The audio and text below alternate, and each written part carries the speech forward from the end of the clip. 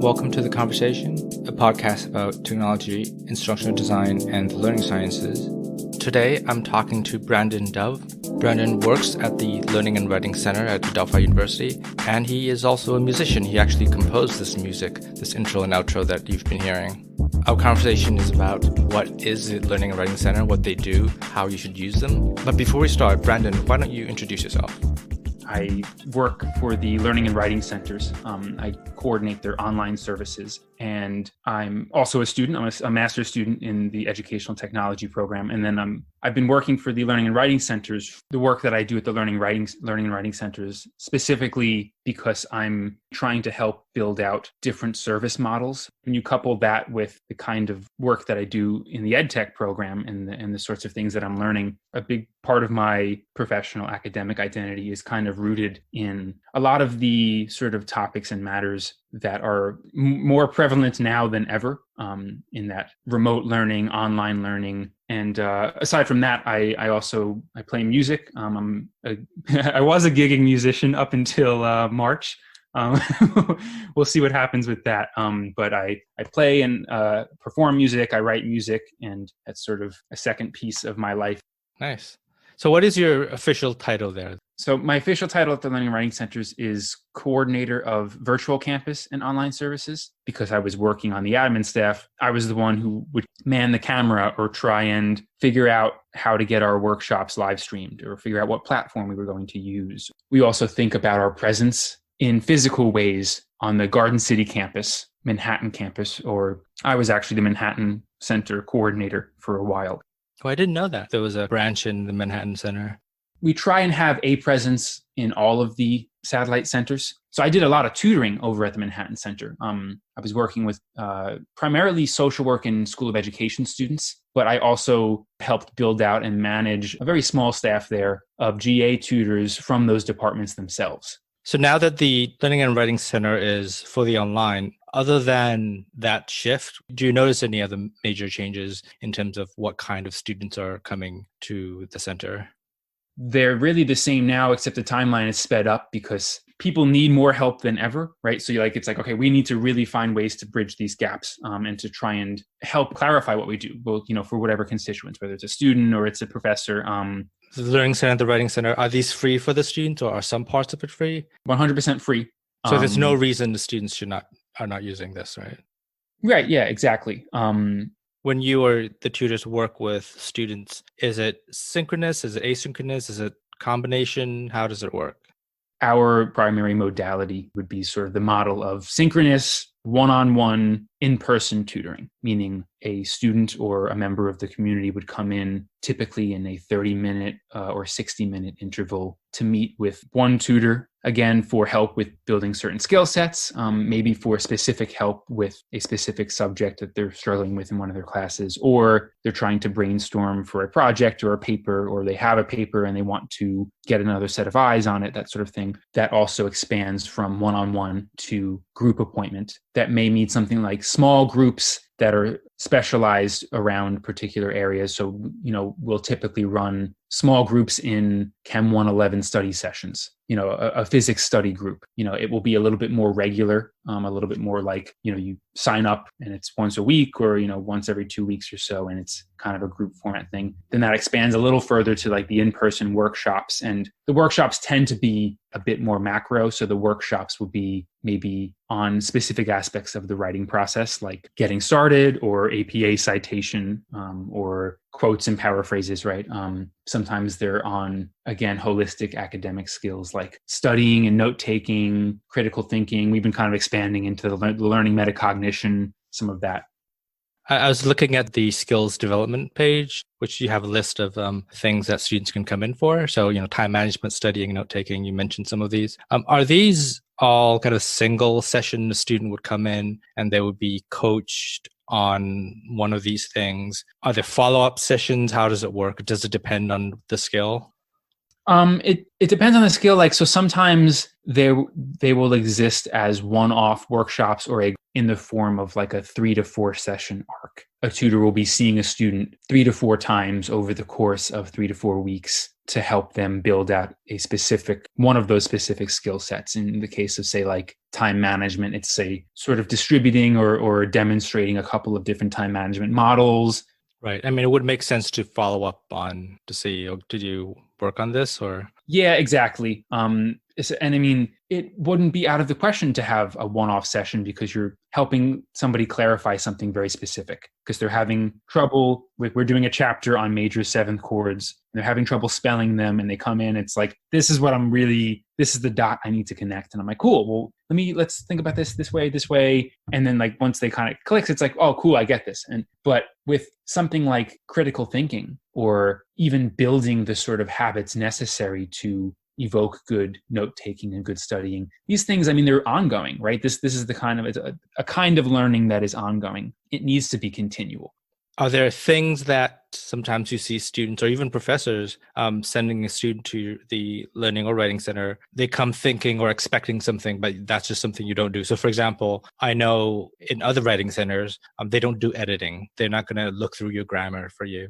Is there any things that you see students come in and you have to tell them, no, actually, we don't do that? Or the more specific it becomes, the more the temptation is there to just sort of do something for them. And the harder it is to sort of confirm that you're actually instilling a learning and an understanding versus like, okay, so this number is wrong. So if we correct it to this number, you get the right answer. You got it? And you just get like a head shake, So like, the more specific you get, I think the harder that temptation is, right? That sort of dissonance. And in the writing center, I think both in terms of student expectation as well as recommendations from professors, a lot of times professors will say like the language and the grammar, is pretty poor. And they say, okay, just go to the writing center to work on your grammar. And so a student will come and say like the expectation, I think when what that might look like hasn't been really spelt out for them, the expectation is, well, I guess that means I'm giving you my paper and you're going to tell me everything that's wrong with it with like a red pen,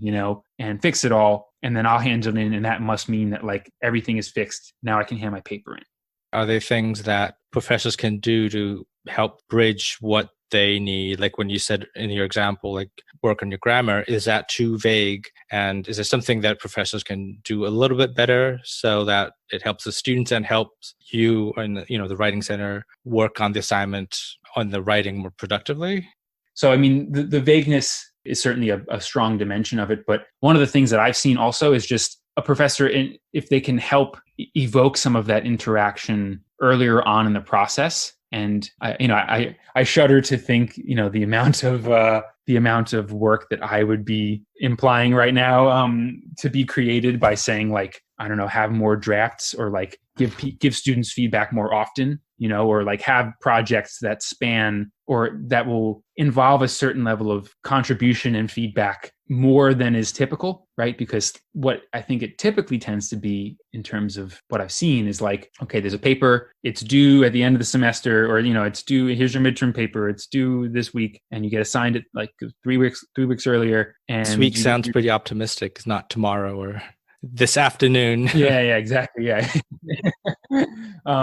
And then like, at best, like, okay, if you want, you can hand in one draft. The student will get the draft back like 4 days before it's due. And on that draft of their entire paper is when the professor is like, your grammar's bad. So visit the writing center before you hand this in. And by the time the student like actually, they come to the writing center and the writing tutor is like, okay, so you're giving me a 10-page paper and telling me that you need to fix your grammar and your paper is due tomorrow. How am I not supposed to just solve all your problems for you right now? Because that's what my bosses are telling me to do is like not just like fix all your errors, So I just like have more interaction, like more time for like feedback and, that kind of thing.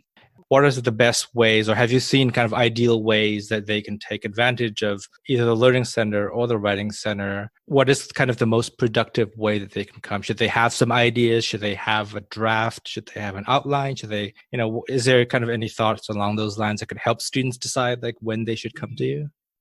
I guess when you say something like ideal, that I would characterize as ideal, meaning like a lot of times it was like the paper was assigned and some of these tutors who would become regulars. It's like, they'd be like, all right, Brandon, cool. Like, I'm going to book a half hour with you now because like I'm starting to think about the prompt because it was given to me, but like, I know it's a couple weeks out. So just a half hour because I want to just bounce some ideas off of you. You know, I want to make sure that I'm interpreting this correctly. Then they'd have another one where they had a bit of, say, an outline or some of the first paragraph, and you took where we left off, built that out into, say, like, again, an outline. You kind of like put your sources inside of the outline. You even wrote the first paragraph. So now we're getting into like building this idea that you came with last time into a convincing thesis, or into like a really good, well-argued, well-crafted thesis without having to cram everything into one session. So then like you did that, we kind of worked with that a bit. Then maybe the next week during your last assignment, we worked a bit on research and pulling quotes and like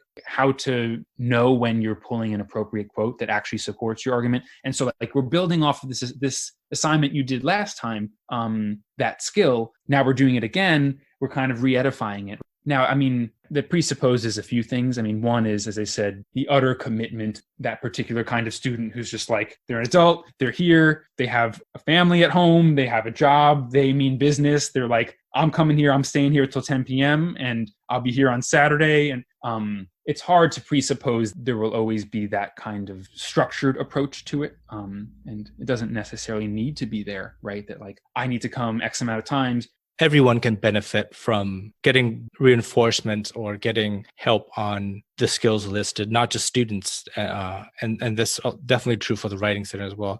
The ideal student that you talked about earlier, they have this self-awareness to say that I think I need help with this thing. I'm going to come to you. I'm going to make an appointment early on and work through it with you. And that's great. I can see why those are the ideal students. But if I was a student who looks at this page and I think, I don't really think I need help on critical thinking, or I don't need help on writing, is there something you would say to them or recommend to them to say, why don't you just come by anyway?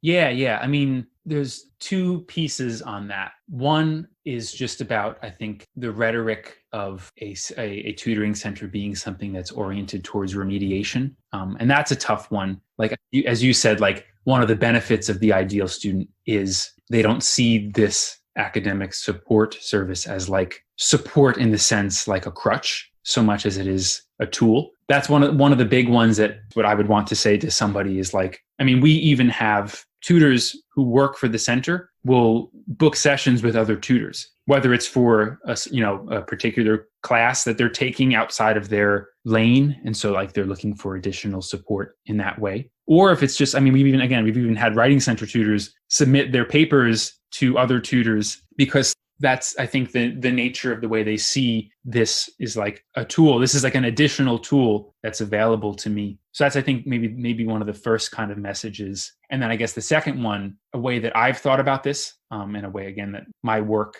in the digital realm has kind of expanded, is to try and help even further break some of that down by orienting us not just towards academic support, but kind of like within our core mission, orienting us towards engagement. In one of those skill sets that you're looking at, you're not prompted by an assignment, or you're not prompted by a referral or by a particular paper to come in. You're kind of, by nature, if you're booking an appointment because you want to work on, interpersonal communication, you're starting to hit that engagement piece, right? You're kind of looking to just, you're kind of, we tend to sometimes say hyper-curricular, because it's not really co-curricular, right? But you're kind of like, you're trying to learn in a place that's not your classroom, and it's related, but it's kind of open-ended.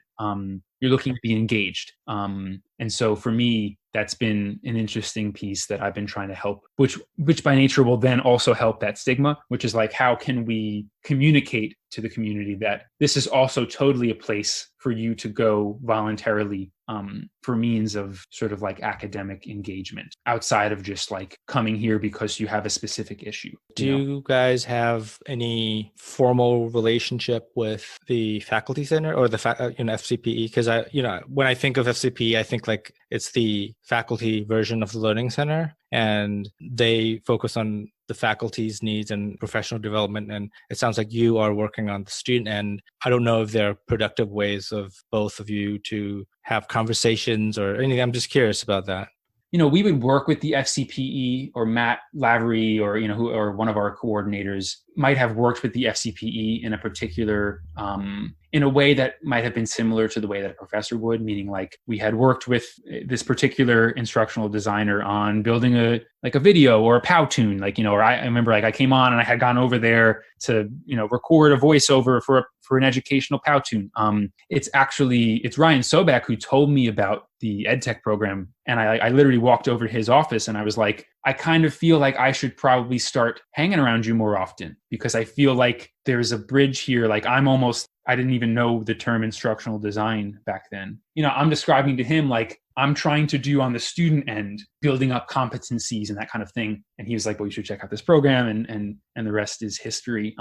But I think the more I'm involved with some of the EdTech cohort, which seems to spill over to the FCPE, it seems like you guys are working on stuff together often. The more like I get involved, it seems that the more that crossover seems to happen. And it's definitely been stated, at least on our end. When we do instructional design, we talk about best practices. I know FCP runs a lot of workshops along those lines. Like, these are the things you should do. But I'm always curious from the student side. I'm teaching a class on online learning now, and I updated myself on the readings, and they gave a bunch of recommendations to have, include these elements in there. And when I kind of informally tested it, it felt like the students were not looking at those things at all. And it seems like I would like to hear more about the student side. Like, are they engaging? And I know this is probably kind of outside the context of what the Learning Center is for. So I guess we shouldn't go there. But I'm just kind of curious about that. If you are getting a lot of, or you notice a lot of students coming to you saying, they're confused about how a course is designed or laid out, or something like that, that should be something that FCP should know. In some ways, maybe this period of time, out of necessity, what could arise from it, right, is a bridge in the way that you're talking about, right? I spoke about this loop, right? This communication loop between instructors or professors and tutors and students, right? I think what you're referring to is like another weird kind of loop. And I've heard it come up from the FCPE camp too, even the IT camp, some sort of loop of communication or linking and common ground between the different entities on campus that are pursuing different angles of the online learning and remote learning challenge. When this episode comes out is probably going to be a very busy time, certainly for students, if not for you. Is there something you want students to know that would help the students and help the center?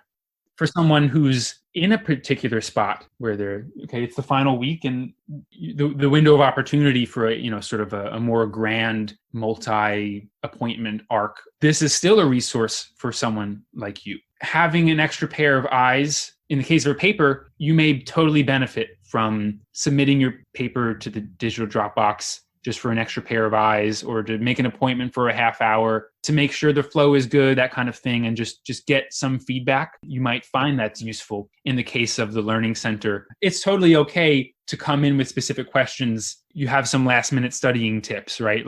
Or you're trying to understand certain concepts. Like, this is totally why we just expanded our hours and we're trying to just be always on. During finals week, we get booked out. It doesn't have to be 1 hour. It could just be like a 15 or a 30-minute appointment because you have a couple of things, or you want one extra kind of look over to then kind of work on and submit. Yeah, that's totally fine also. And the only thing I would just say is just if there's any confusion on the technical end, in terms of like how any of this gets done, reach out to us at one of our 2 emails. So just email the Learning Center at adelphi.edu or Writing Center at adelphi.edu. You can even reach out via social media. If it's Instagram or Twitter, it's probably me answering.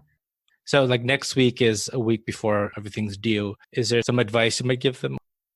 Okay, so if I'm working on this video for the capstone course, right, that's a great example of something that I could totally just use an extra pair of eyes throughout the whole process, or maybe towards the end as I'm finishing up, I'm like, what am I missing? Like, I've been at this for like hours. I could totally not be seeing some inconsistency here. Even like 5 or 10 minutes to have somebody else just watch it and be like, this happened a little too fast. I feel like you rushed through this part, or this is like not clear. I have the luxury of having people close to me who I could ask that of, right? Because like they're close in proximity, because they're in the house right now. you can't expect the same of the entire Adelphi community. So like another thing that I just wanted to close on to double down, not just let a tutor, but let a student tutor, meaning like let a peer, let someone who's also going through this with you. If you're someone who, to use my example, has a video or has that project that you've been going bloodshot eyes on, and you kind of could just use someone else to just give a little feedback for a half hour. If you don't have a brother or sister, don't worry, there's a peer tutor who's on a schedule who's able to do this for you. That's a good note to end on, because I literally can't think of a single assignment that I have that wouldn't benefit from an extra set of eyes on it, whether it's a paper or a unit plan or a video. Anything would benefit from another set of eyes. It doesn't even have to be expert eyes. Sometimes it's better when it's not. I definitely encourage students in my class and any class to come in, book an appointment, and take advantage of the Learning Center and the Writing Center. Just so you know, we're totally continuing through the summer and stuff. So this is just totally relevant regardless of the kind of time frame. But okay, well, thank you, Brandon, for your time. And thank you so much for having me on. It was awesome. All right, thank you. All right, take care, guys. Bye. Bye.